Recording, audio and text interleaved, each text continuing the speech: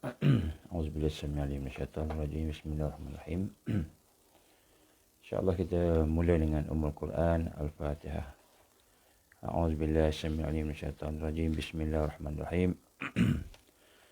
Alhamdulillahirabbil alamin arrahmanirrahim maliki yaumiddin. Iyyaka na'budu wa iyyaka nasta'in. Ihdinas siratal mustaqim siratal ladzina an'amta 'alaihim ghairil maghdubi 'alaihim waladdallin. Amin. A'udzubillahi samil alim minasyaitanir rajim. Bismillahirrahmanirrahim. Innal hamdalillah nahmaduhu wa nasta'inuhu wa nastahdi wa nastaghfiruh wa na'udzu billahi min shururi anfusina wa min sayyiati a'malina. May yahdihillahu fala mudilla lahu wa may yudlil fala hadiya lahu. Asyhadu an la ilaha illallah wahdahu la syarika lahu wa asyhadu anna Muhammadan abduhu wa rasuluh. Qala rabbi shrah li sadri wa yassir li amri wahlul 'uqdatam min lisani yafqahu qawli. Rabbi zidni ilman amma ba'd. Assalamualaikum warahmatullahi wabarakatuh. Alhamdulillah. Pertama-tama kita bersyukur kepada Allah SWT diberikan izin kepada kita untuk sama-sama kita meningkatkan amalan kita berada dalam Islam, iman insya-Allah pada hari ini. Dan insya-Allah kita diberikan kekuatan pula oleh Allah untuk berada dalam Ramadan. Alhamdulillah. Jadi insya-Allah pada hari ini marilah sama-sama kita memperdalamkan dengan kita meningkatkan lagi keimanan kita, keyakinan kita kepada Allah dengan kita membina kekuatan kekuatan kita kata fokus kita, matlamat kita, supaya segala yang kita lakukan itu benar-benar menjadi suatu yang menjurus kepada mardatillah, insya-Allah. Jadi insya-Allah pada hari ini mungkin tak boleh nak lama lah, sebab saya pun masih lagi di Sabah ni dan insya-Allah akan berangkat kejap lagi lah. Mungkin untuk sama-sama kita melihat sambung sedikit apa yang telah kita sama-sama bincang lepas. Tapi sebelum tu marilah sama-sama kita berselawat kepada Rasulullah sallallahu alaihi wasallam. Allahumma salli ala sayyidina Muhammad wa ala ali sayyidina Muhammad kama shallaita ala sayyidina Ibrahim wa ala ali sayyidina Ibrahim wa barik ala sayyidina Muhammad wa ala ali sayyidina Muhammad kama barakta ala sayyidina Ibrahim wa ala ali sayyidina Ibrahim fil alamin innaka Hamidum Majid.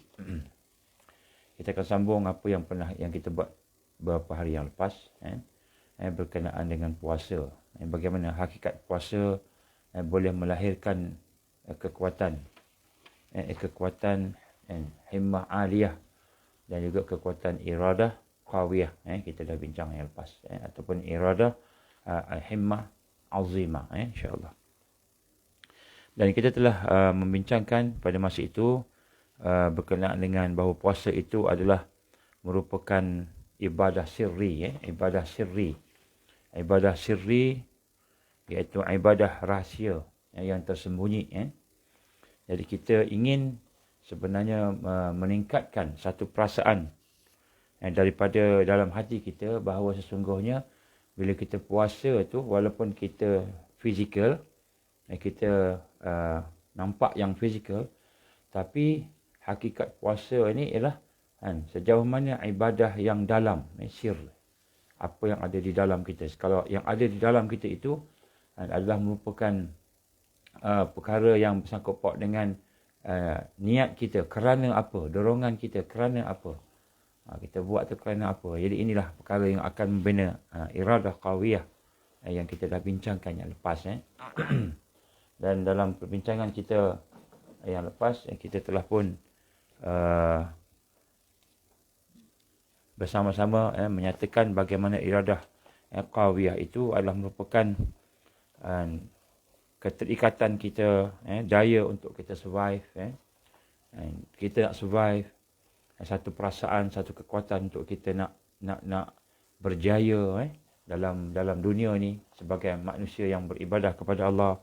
Kekuatan untuk terikat dengan Allah Subhanahu Wa Taala, kekuatan untuk bebas daripada perkara yang kita kata menghantui kehidupan hamba ini, daripada Tuhan-Tuhan yang palsu contohnya.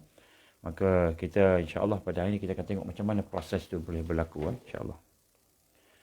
Jadi antara hakikat puasa itu antara hakikat puasa kita dah sebut sebelum ini bahawa dia merupakan al-imsak 'anil fi'l.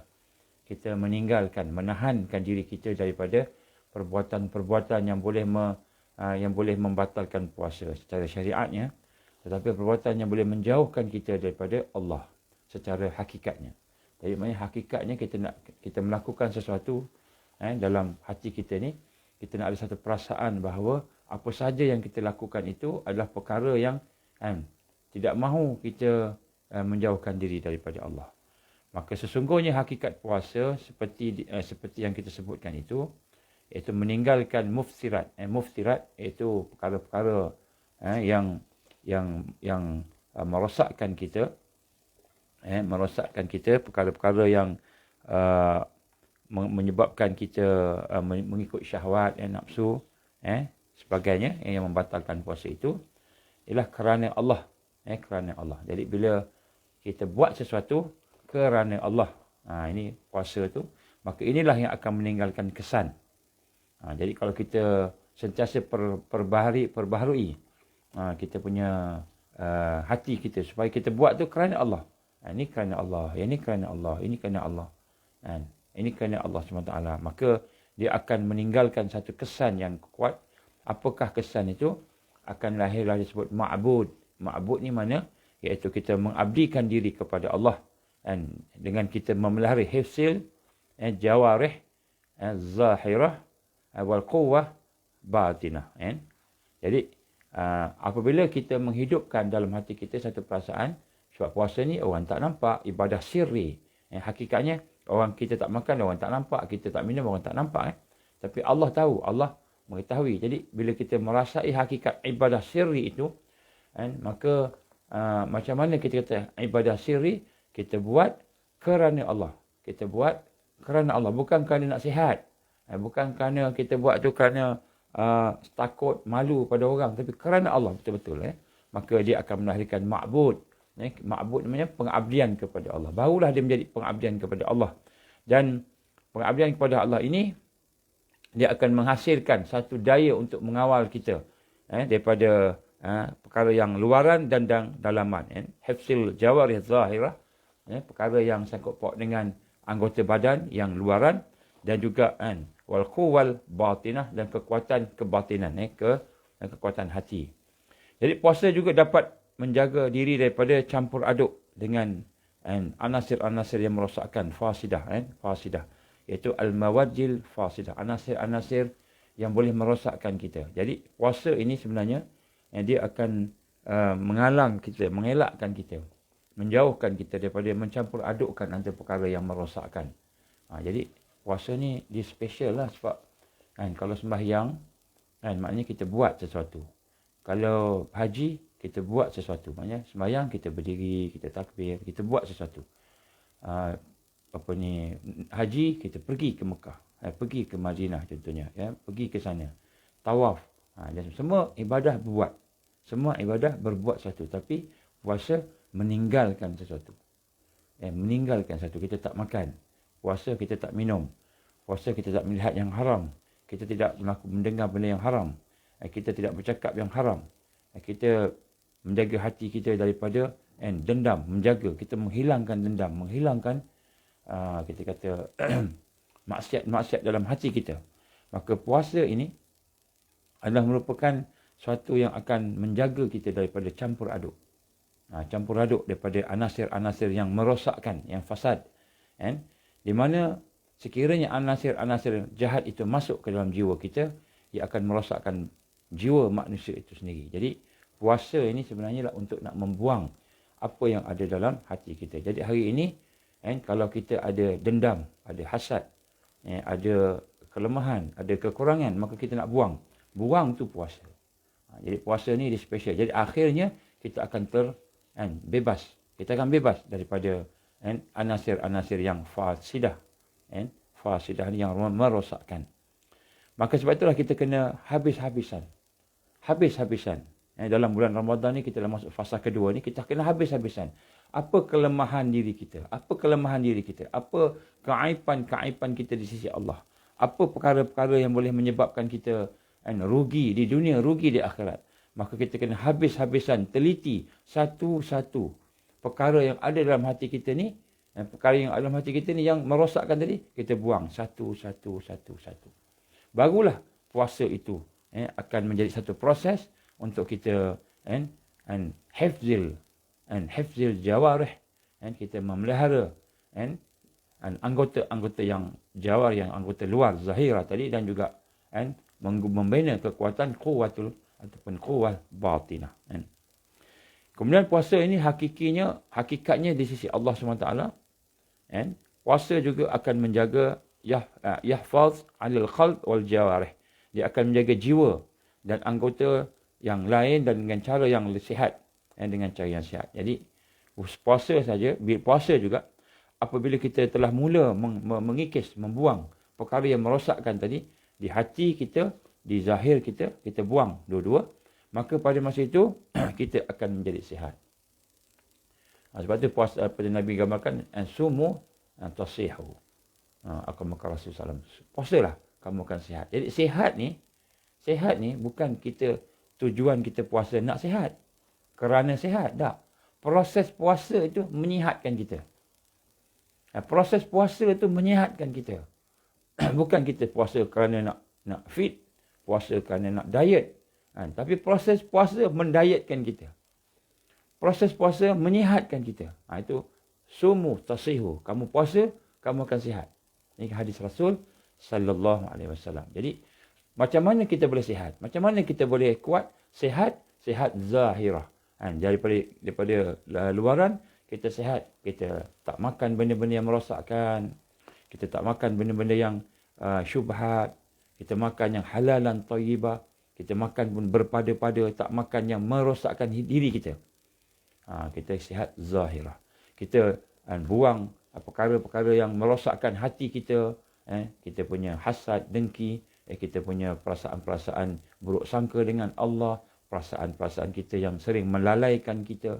Jadi bila kita puasa, kata Rasul, sumu tasihu. Puasa kamu akan sihat. Sihat bukannya puasa kerana nak sihat. Bukan kerana nak sihat, tapi puasa bila kita buang perkara yang mafsidah tadi, ataupun mufsidah tadi, akan memelihara kita dan menyihatkan zahir dan batin kita. Itu maksud hadis tadi. Sumu tasihu. Jadi bukan kita puasa nak sihat kerana sihat, tapi puasa menyihatkan kita. Puasa menyihatkan kita. Jadi kita puasa, kita dapat sihat. Kita puasa, kita dapat diet. Kita puasa, kita dapat bersihkan hati kita. Sihat hati kita, kan. Jadi bersihat itulah akibat daripada berpuasa. Bukan puasa kerana nak sihat. Dan puasa menyihatkan kita itu kerana apa? Kerana kita membuang benda yang merosakkan. Yang zahir kita buang. Makan makanan yang halal dan thayyibah. Makanan yang berpada-pada, tidak berlebihan. Dan kemudian daripada yang batin pula, kita tidak, kita membuang perkara yang merosakkan hati pula. Jadi ini akan menyihatkan kita. Jadi bukan juga maknanya kita berpuasa untuk sihat semata-mata. Jadi bukan juga puasa itu kita akan jadi sihat sahaja. Ini kelebihan puasa.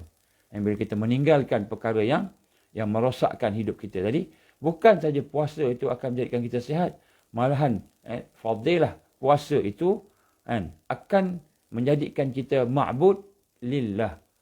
Menjadikan kita ni beribadah kepada Allah, mengabdikan diri kepada Allah. Jadi bukan saja sihat, kita ni mengabdikan diri kepada Allah sebab kita buang perkara yang Allah tak suka tu. Kita buang perkara yang Allah benci. Jadi dia akan jadi ibadah. Baru jadi ibadah, jadi baru betul. Jadi sebenarnya yang menjadikan kita sihat, yang menjadikan kita menjadi hamba Allah, bukanlah kita kata kita puasa kerana nak sihat. Jadi sebab kita kena betulkan. Kita kena betulkan. Maka bila kita melalui proses berpuasa, tidak makan, tidak minum, dan tidak melihat benda haram, tidak melihat mendengar benda yang haram, tidak bercakap benda yang haram, contoh.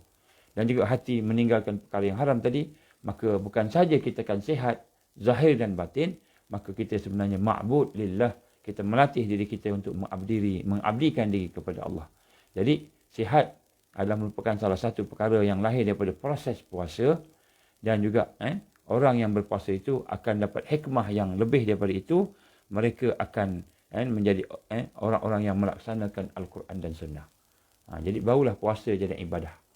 Bila kita melakukan proses puasa yang betul, meninggalkan segala perkara-perkara yang Allah haramkan daripada kehidupan kita, sama ada zahir dan batin. Maka apabila begitu, kita melakukan perkara yang demikian, kita menjauhkan perkara yang mudarat, ataupun perkara-perkara yang fasidah, yang merosakkan, yang membahayakan, mudarat, maka jadilah puasa itu akrabul aun, pembantu yang paling kuat dalam hidup kita ke arah takwa. Barulah bila proses itu berjalan, meninggalkan perkara yang rosak tadi, zahir dan batin, maka puasa yang kita lakukan itu akan menjadi akrabul aun, pembantu yang dekat, yang rapat dengan kita, yang akrab dengan kita, menuju kepada takwa. Baru kita jadi dapat takwa. Sebab tu hari ini ramai orang puasa tapi tak membuang perkara-perkara yang merosakkan dalam diri dia, zahir dan batin, menyebabkan apa yang berlaku, mereka juga tidak mendapat takwa. Ini rahsia. Kenapa kita tidak dapat takwa? Kenapa kita tidak bertakwa walaupun kita berpuasa? Sebab kita tidak membuang perkara-perkara yang merosakkan yang ada dalam diri kita. Setakat tinggal makan, tinggal minum, tidak melakukan hubungan laki dan perempuan, suami isteri, tidak melakukan perkara yang membatalkan puasa. Setakat tu je. Kalau nak injek, kalau ada orang nak injek, contohnya, ataupun orang nak cabut gigi, batal tak puasa? Dia takut, apa yang dia injection, contohnya nak injek ubat lah contohnya, batal puasa, sedangkan dia tidak meninggalkan perkara-perkara yang membatalkan puasa. Dia takut benda-benda yang remeh-remeh. Sedangkan yang sepatutnya tadi, perkara yang merosakkan tu kita kena buang. Kita kena buang satu-satu. Bila kita buang, barulah dia menjadi akrabul aun. Akrabul aun, satu pembantu yang rapat, yang kuat menuju kepada takwa. Dan barulah kita akan mencapai apa yang digambarkan sebagai takwa tadi. Barulah dikata as-summu, kata Nabi SAW, as-summu junnah. Barulah puasa menjadi kubu, menjadi benteng, junnah, menjadi benteng kita. Summu junnah, kamu puasa menjadi benteng. Di mana benteng itu? Apabila kita dapat mengawal syahwat kita, mengawal kehendak-kehendak jahat kita, dan mengawal perkara-perkara yang kita rasa menyebabkan kita ni jauh daripada Allah. Bila kita dapat tundukkan pandangan kita dari benda haram, kita dapat tundukkan pendengaran kita dari benda yang Allah larang, lidah kita tidak bercakap benda yang Allah larang, hati kita tidak lalai, kita tundukkan syahwat kita tadi, maka barulah as-summu junnah. Summu junnah, puasa itu adalah benteng. Dia akan jadi benteng. Baru jadi benteng. Kalau tak jadi benteng, kita ingat kita puasa aja dah benteng dah dapat pahala dah rupanya. Proses puasa yang betul menjadikan kita dapat pahalanya, dapat ma'bud lillah, dapat beribadah kepada Allah, dapat sihat. Summu tasihu, kamu dapat sihat bila kita mengikuti proses puasa. Jadi proses puasa inilah yang akan membentuk quwwatul iradah, ataupun iradah qawiyah, kekuatan kehendak. Jadi kekuatan kehendak ni bila kita tinggalkan, barulah kita boleh ada kekuatan. Kalau tidak, dia tidak akan menjadi kekuatan, tidak akan jadi benteng, dan tidak akan menjadi satu jalan untuk mendekatkan dengan Allah. Ini puasa begitu. Jadi sebab tu kita dah berapa hari puasa. Kata-kata dah banyak hari puasa, dah buat macam-macam. Jadi saya nak tanya pada diri tuan-tuan dan diri saya sendiri dan diri tuan-tuan, berapa banyak perkara yang merosakkan yang ada dalam hidup kita yang telah kita tinggalkan. Kalau kita dah 10 hari puasa, 11 hari puasa, berapa banyak, adakah setiap satu hari kita tinggalkan satu perkara yang merosakkan kita dengan Allah, hubungan kita dengan Allah. Kita tinggalkan satu-satu. Dalam hati kita tinggalkan satu-satu. Dosa-dosa hati, dosa-dosa fizikal. Bila kita meninggalkan perkara-perkara yang merosakkan tadi, barulah kita berpuasa. Barulah hakikatnya kita berpuasa. Bila kita berpuasa, barulah puasa tu menyihatkan kita. Sumu tasihu. Kan? Puasalah, kamu akan sihat. Sihat bila kita membuang perkara yang merosakkan.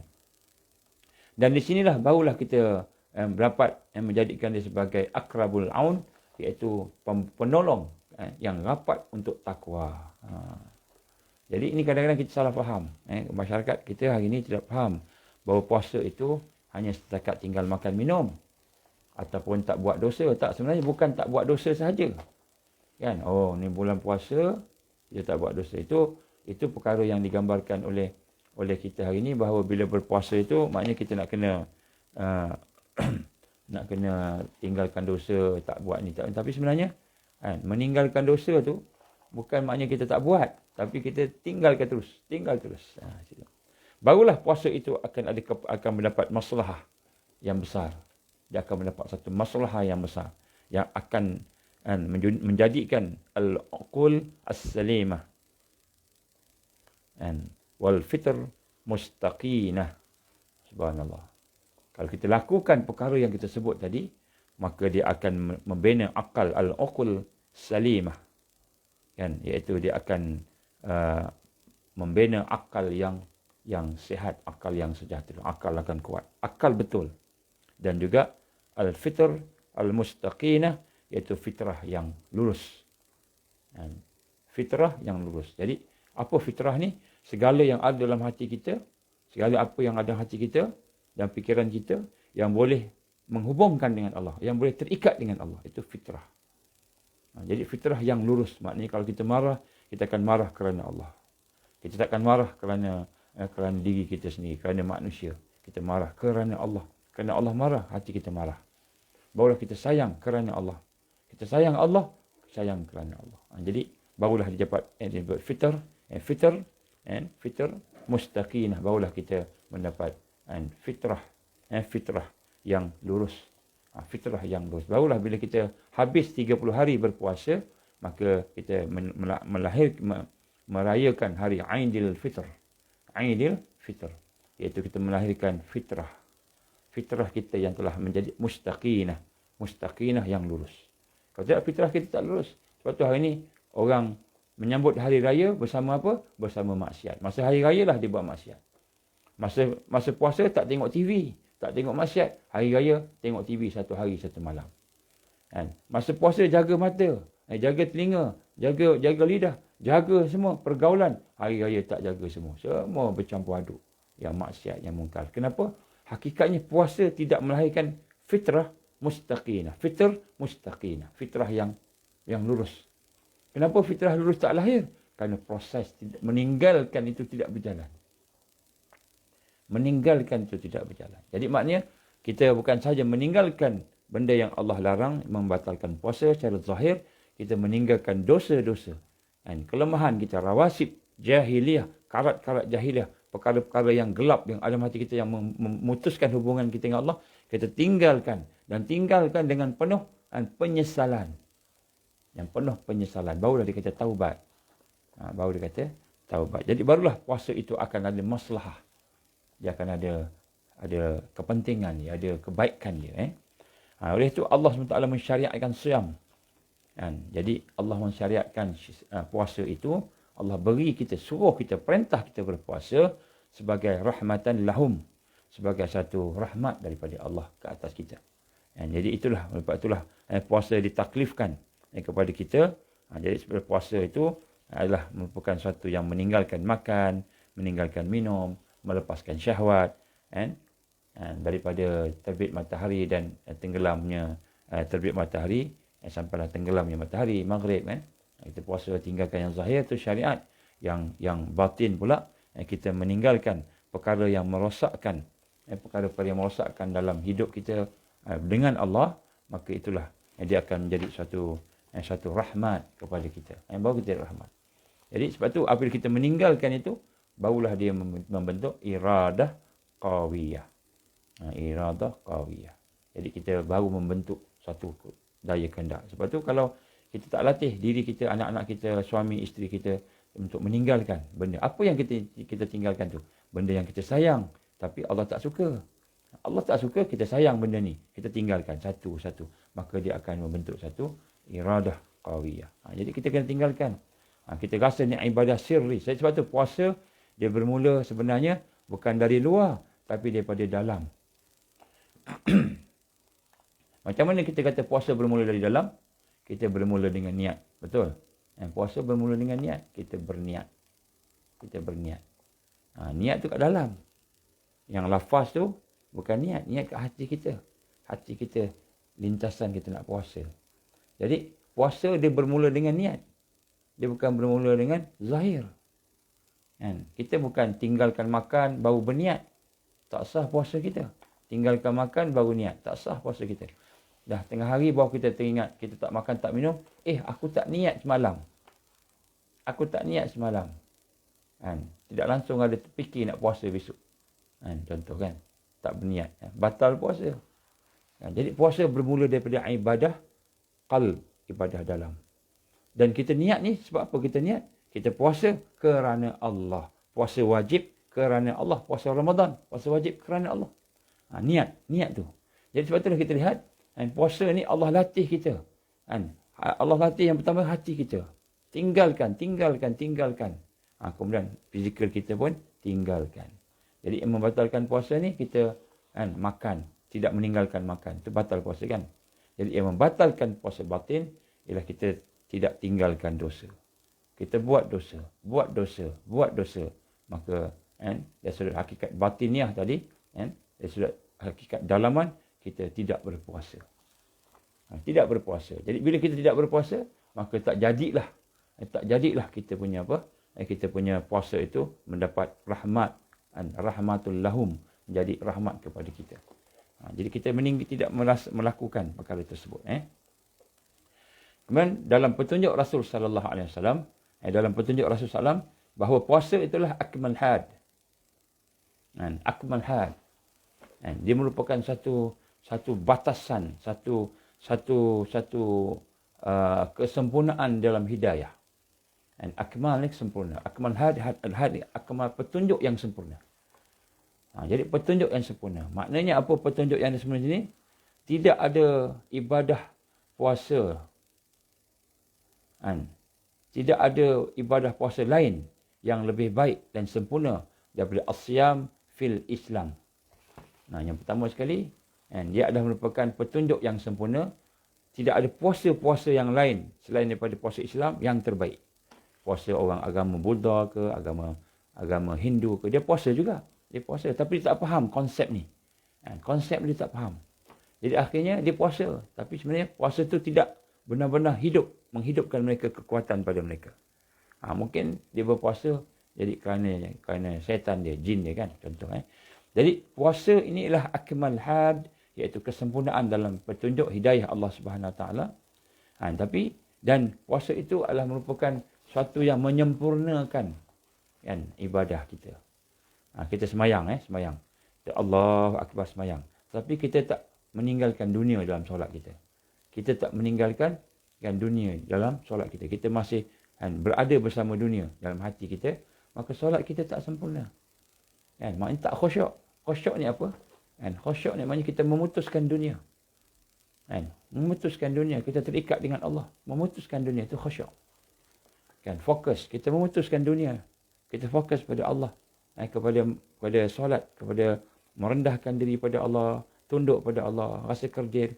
Jadi puasa ni akmal had. Maknanya dia menyempurnakan hidayah-hidayah yang ada pada kita tadi. Jadi inilah merupakan petunjuk Rasulullah sallallahu alaihi wasallam, dan puasa itulah yang akan menjadikan kita mendekati menjadi seorang insan yang ada ihsan, menjadi seorang yang punya ihsan, rahmah, hamiyah dan junnah. Jadi puasa Allah taklifkan kepada kita ini sebagai satu taklif yang sempurna. Allah telah menjadikan fardu sebagai satu yang menyempurnakan fardu kita. Dan kita lihat pada hari ini, puasa pada yang hakiki itu sebenarnya satu puasa yang dilakukan oleh jiwa. Jadi sebenarnya yang kita nak faham di sini, puasa tu Sebenarnya yang hakiki adalah puasa hati. Yang hakiki. Iaitu kita nak meninggalkan benda yang Allah tak suka. Itu puasa yang hakiki. Yang sebenar. Walaupun puasa syariat ni kita kata tak batal puasa. Dengan tak makan, tak minum tadi. Kan kita kata puasa tu sah. Tapi hakikat puasa tu Allah terima tak terima. Itu yang penting. Hakikat puasa Allah terima tak terima. Kita puasa ni Allah terima tak? Di mana penerimaan Allah itu? Pada hati tadi. Hakikinya, subhanallah. Jadi kita nak kena tengok hati kita. Jadi apabila kita melihat kepada hati kita dalam melaksanakan puasa tadi, maka barulah hati kita itu akan menjadi bersih, jernih, dibasuh oleh iman. Dibasuh oleh iman. Macam mana iman membasuh kita? Bila kita buat sesuatu, kita meninggalkan sesuatu kerana Allah. Iman membasuh hati kita. Berbuat sesuatu, meninggalkan sesuatu kerana Allah. Itu maknanya iman datang membasuhi kekotoran-kekotoran. Maka jadilah kita sihat, jadilah kita bersih. Sebagaimana yang telah dilatih oleh Rasulullah SAW kepada kita. Dan kita lihat hari ini bahawa puasa sebenarnya adalah satu tanggungjawab, kewajipan yang telah difardukan kepada sahabat-sahabat pada tahun yang kedua hijrah. Maknanya sahabat-sahabat dah lalui tahap di Mekah 13 tahun. Tahap di Mekah 13 tahun. Jadi maknanya dari sudut persiapan sahabat, akidahnya, imannya dah mantap. Walaupun tak mantap sempurna, tapi dah mantap. Dah lalui siksaan, tangkapan, penganiayaan, sampai terpaksa hijrah, sampai ada yang kena pukul sampai mati, ada yang disiksa sampai mati. Sumayyah radhiyallahu anha dibunuh mati, Yasir dibunuh mati. Kan? Sahabat-sahabat ada lain dipukul. Maknanya setelah melalui 13 tahun fasa akidah, membina kekuatan hati akidah akibat daripada diserang, diboikot dan sebagainya oleh kafir musyrikin, maka berhijrahlah ke Madinah. Berhijrah ke Madinah pun setelah mereka duduk dalam keadaan yang senang. Di Madinah senang sikitlah, tidak ada orang kacau dan sebagainya, duduk dalam keadaan aman damai. Dan masuk tahun kedua, barulah puasa difardukan. Puasa diwajibkan. Jadi puasa diwajibkan tahun kedua hijrah. Maknanya apa? Maknanya setelah sahabat-sahabat melalui proses iman, melalui proses hati dibersihkan.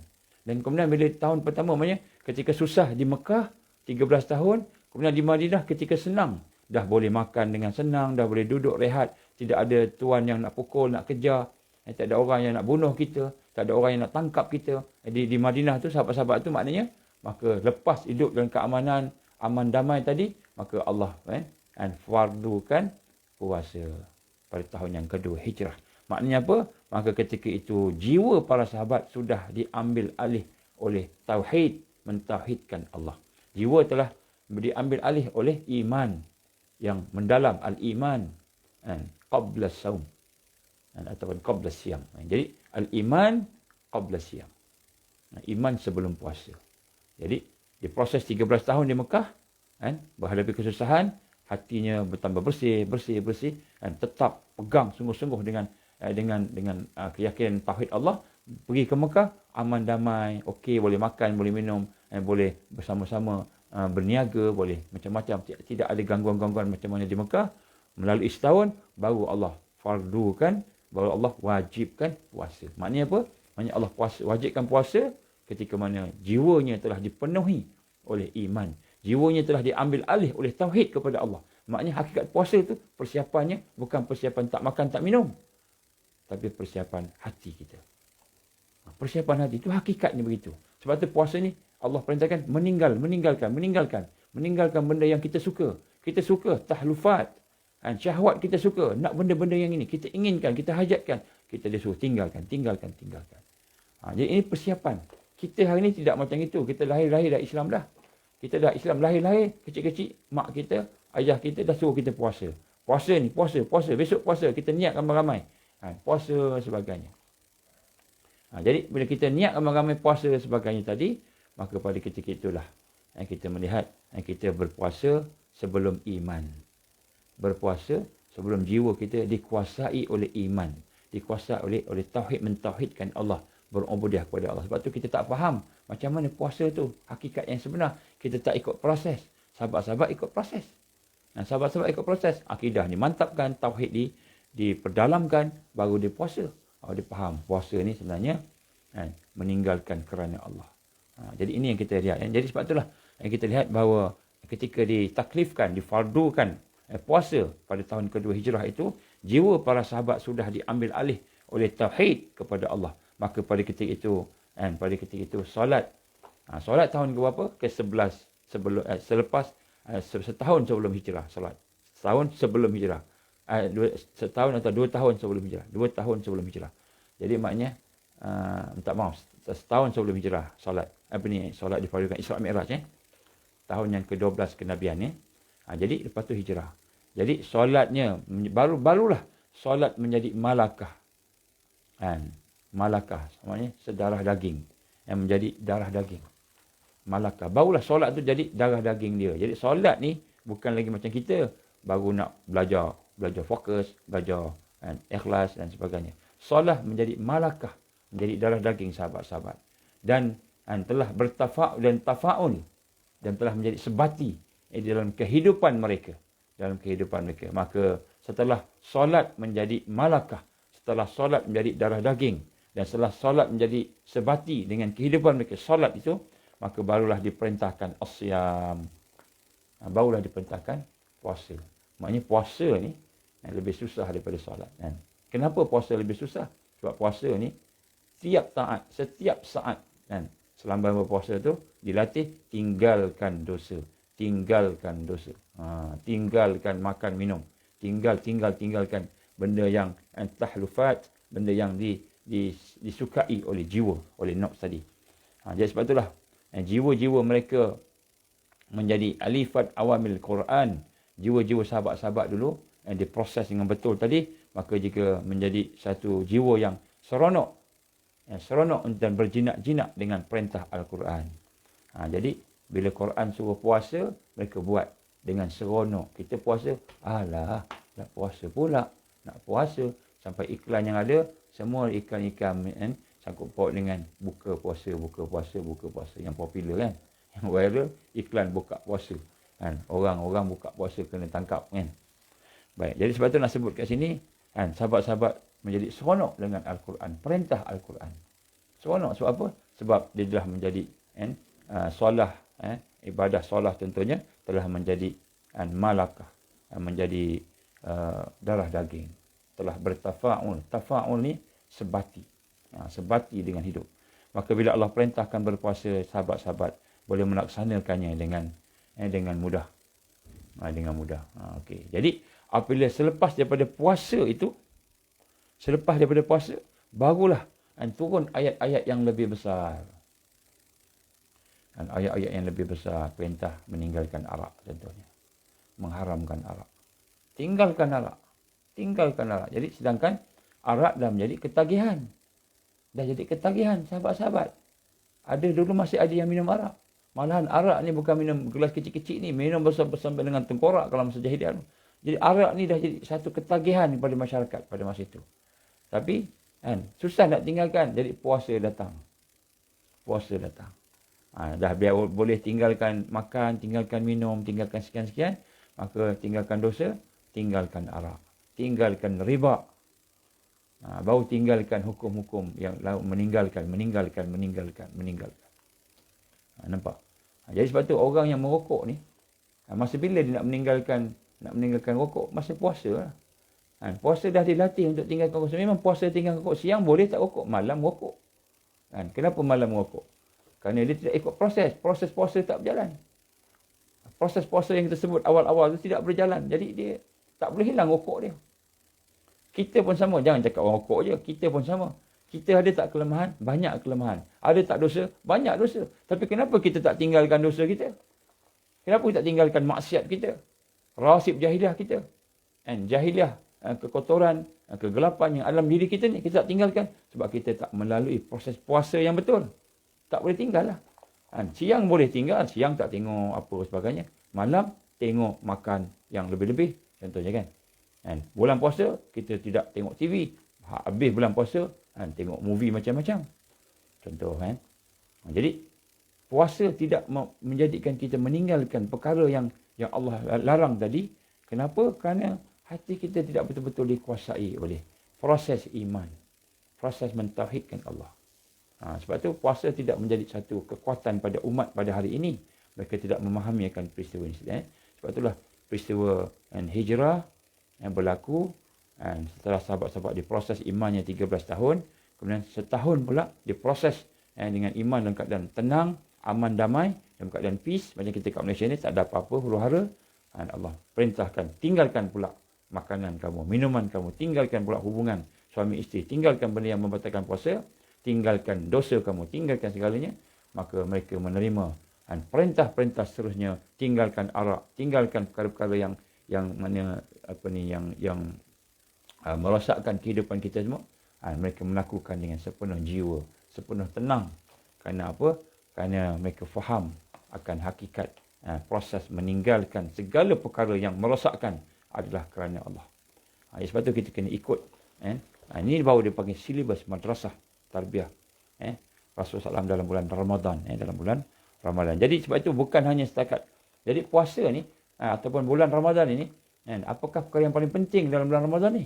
Perkara yang paling penting dalam bulan Ramadan ni bukan setakat kita puasa tinggal makan minum. Setakat sembahyang dan sembahyang tarawih, sebanyak-banyak Quran. Yang paling penting sekali, meninggalkan segala perkara yang diperintah oleh Allah. Yang dilarang oleh Allah. Dan melaksanakan perkara yang diperintah. Meninggalkan perkara yang diharamkan. Dosa kita. Mungkar kita, maksiat kita. Begitu juga kelemahan. Kelemahan kita pun termasuk mungkar. Maksiat ni bukan hanya minum arak, zina sebagainya. Tapi kelalaian juga mungkar. Sebab tu, di dalam puasa itu ada bagaimana digambarkan oleh Imam Ghazali contohnya, puasa orang-orang yang ada muslim ni bagi kepada tiga. Puasa yang umum disebut. Apa puasa umum? Puasa umum ni orang tak makan, tak minum, mencegah perut dan kemaluan sahaja.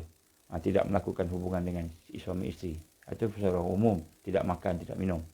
Tapi puasa orang yang duduk dalam tarbiyah yang khusus, maka dia mencegah lidah, mata, telinga, tangan, kaki, anggota zahir dan yang lainnya daripada perbuatan yang sia-sia, daripada perbuatan yang dosa. Itu puasa orang yang dalam tarbiyah. Kemudian puasa orang yang duduk di dalam tarbiyah yang mendalam, yang menuju kepada Allah. Dia puasa hati daripada cita-cita dunia, hati daripada cita-cita yang rendah, hati daripada lalai daripada Allah. Kita lalai daripada Allah, itu puasa. Orang berpuasa ni maknanya bukan saja tak makan, tak minum, perkara zahir dan sebagainya tadi. Bukan saja kita tinggalkan dosa zahir, mata tak tengok haram sebagainya. Kita juga meninggalkan dosa batin. Dan kemudian yang ketiga ni, khususul khusus. Mereka yang berada di dalam puasa ni adalah mereka yang meninggalkan kelalaian, kesia-siaan, benda yang sia-sia, benda yang tidak bermanfaat, meninggalkan segala cita-cita yang rendah. Apa cita-cita rendah? Hidup kita nak jadi doktor, setakat jadi doktor je. Hidup kita nak jadi medical doktor, nak jadi engineer, nak jadi accountant. Hidup kita nak berjaya dalam bisnes, itu rendah. Walaupun masyarakat nampak tinggi. Di mana tingginya? Hidup saya ni jadi doktor yang berdakwah dan berjihad. Nak jadi engineer yang berdakwah dan berjihad. Berdakwah dan berjihad. Maknanya yang memperbaiki diri dia untuk dakwah dan jihad. Jadi pemimpin yang boleh dakwah dan jihad. Jadi kita kata cita-cita yang hina yang kita setakat letakkan cita kita kat dunia. Saya bisnes. Supaya saya punya harta banyak, supaya duit saya banyak, supaya saya kaya. Itu hina. Orang yang bercita-cita untuk mendapat dunia, hina dia. Sebab dunia ni tidak lebih daripada sebelah kepak nyamuk. Tapi bila kita meniaga untuk bantu dakwah, bantu jihad, bantu tarbiyah, bantu jihad. Kita bekerja untuk bantu dakwah, untuk bantu mentarbiyah orang dan berjihad. Dakwah, tarbiyah, jihad. Ataupun dakwah dan jihad. Yang dia punya outcome dia, dakwah dan jihad outcome dia. Tarbiyah ni untuk pembinaan kita. Bila kita ada cita-cita yang demikian, barulah cita-cita kita tinggi, azimah, aliyah, baru tinggi. Jadi puasa nak melahirkan itu. Nak melahirkan itu. Jadi yang kita nak tengok pada hari ini, yang ketiga ni. Yang ketiga ni namanya puasa mengelakkan kita daripada dosa zahir dan batin. Nombor satu, puasa mengelakkan kita perkara yang membatalkan puasa. Itu nombor satu, peringkat pertama, awam. Yang membatalkan puasa apa? Tak makan, tak minum, tak berhubung jenis lelaki perempuan, suami isteri. Yang kedua, yang mengelakkan dosa daripada apa? Daripada dosa hati dan dosa fizikal, jawarih. Yang ketiga, puasa kita nak membuangkan segala yang sia-sia dalam hidup kita. Apa sia-sia? Cita-cita yang rendah. Apa cita-cita rendah? Kita pergi kerja nak dapat gaji je. Cuba kita cek, kita pergi kerja dapat gaji je. Tapi kita pergi kerja nak membantu dakwah, tarbiyah dan jihad. Barulah kerja kita menjadi aliyah, tinggi. Menjadi azimah, tinggi. Yang agung. Kita jadi doktor yang ada dakwah, tarbiyah dan jihad, membantu umat, membantu kekuatan akhirat kita. Barulah aliyah. Ini puasa. Jadi orang lain bekerja, kita bekerja juga, sama. Engineer, doktor, guru dan guru, sama. Tapi guru yang seorang ni, dia ada objektif untuk dakwah.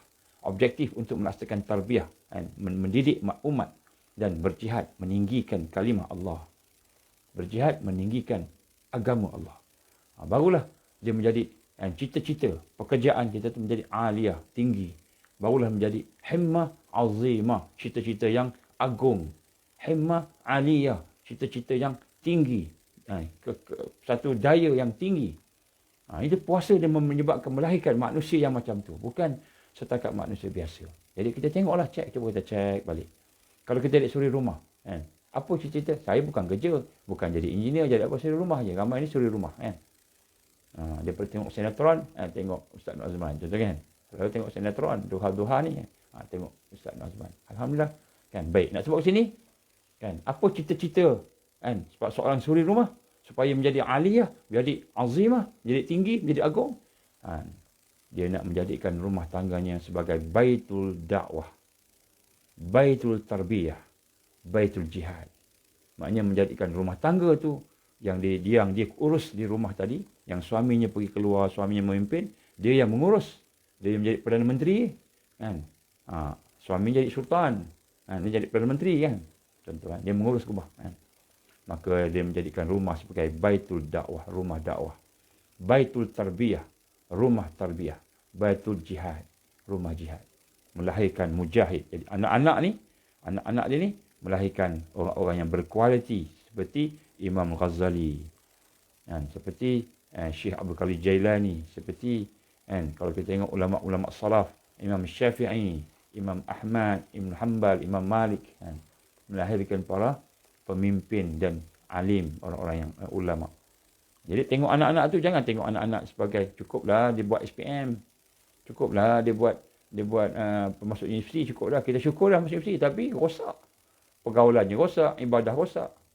Maka tidak ada cita-cita yang aliyah, yang tinggi. Cita tinggi, tengok anak-anak, aku nak jadikan dia, insya-Allah aku akan usahakan didik dia, besarkan dia sebagai seorang yang alim, sehingga menjadi salah seorang ulama yang muktabar, sehingga menjadi seorang yang mujahid yang sadiqah, mujahidah as-sadiqah, mujahid yang sadik, seorang pejuang yang benar, seorang pendakwah yang benar. Barulah suri rumah tu menjadi suri rumah yang ada himmah azimah. Dia lahir daripada mana? Latihan puasa tadi. Dia nak meninggalkan perkara cita-cita yang lemah, meninggalkan kelalaian yang ada dalam hati kita. Kita lalai dengan Allah, lalai terputus dengan Allah, nak tinggalkan satu. Baru dia jadi satu yang azimah. Jadi puasa ni menjadi akrabul aun kepada takwa, barulah menjadi penolong kepada takwa, penolong kepada takwa.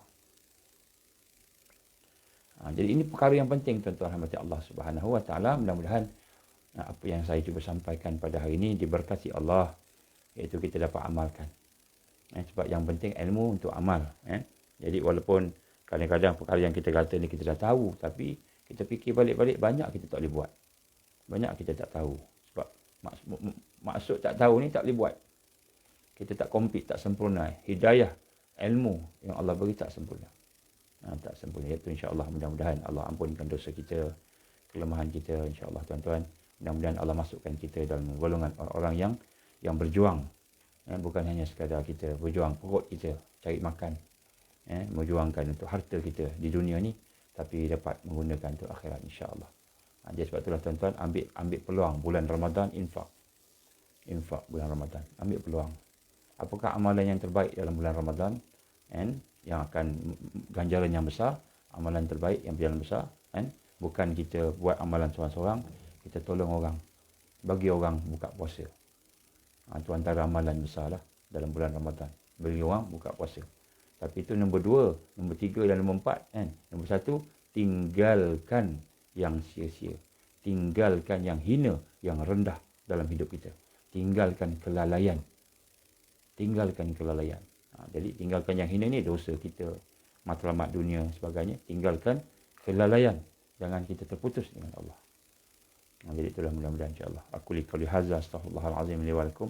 Mudah-mudahan Allah ampunkan dosa kita, Allah ampunkan kelemahan kita, mudah-mudahan Allah beri kita kekuatan insya-Allah untuk terus dalam perjuangan membina, menegakkan Islam dalam diri kita, keluarga kita dan seluruh dunia insya-Allah. Aku liqauli hadza astaghfirullahalazim li wa lakum. Bismillahirrahmanirrahim. Alhamdulillahirabbil alamin, hamdan syakirin, hamdan hamidin, hamdan yuwafi ni'amika fi mazidah ya rabbana lakal hamdu kama yanbaghi jalalikal karim azim sultanik. Allahumma inna nas'aluka ridhaka wal jannatul firdaus. Allahumma inna nas'aluka ridhaka wal jannatul firdaus. Allahumma inna nas'aluka ridhaka wal jannatul firdaus wa na'udzubika min sakhatika wan nar. Rabbana atim lana nurana waghfir lana innaka 'ala kulli syai'in qadir. Rabbana la tuzigh qulubana ba'da idh hadaytana wa hab lana min ladunka rahmah innaka antal wahhab. Rabbana atina fid dunya hasanah wa fil akhirati hasanah wa qina azaban nar. Wa sallallahu alaihi Muhammad wa ala alihi wa sahbihi wa sallam. Subhana rabbika rabbil izzati amma yasifun. Wassalamu ala mursalin walhamdulillahi rabbil alamin. Subhanakallahumma bihamdika asyhadu an la ilaha illa anta astaghfiruka wa atubu ilaik. Bismillahirrahmanirrahim. Wal 'asri innal insana lafi khusr illa allazina amanu wa 'amilus shalihat wa tawassaw bil haqqi wa tawassaw bis sabr. Wabillahi taufiq wal hidayah. Assalamualaikum warahmatullahi wabarakatuh. Tolong sebar-sebarkan insya-Allah.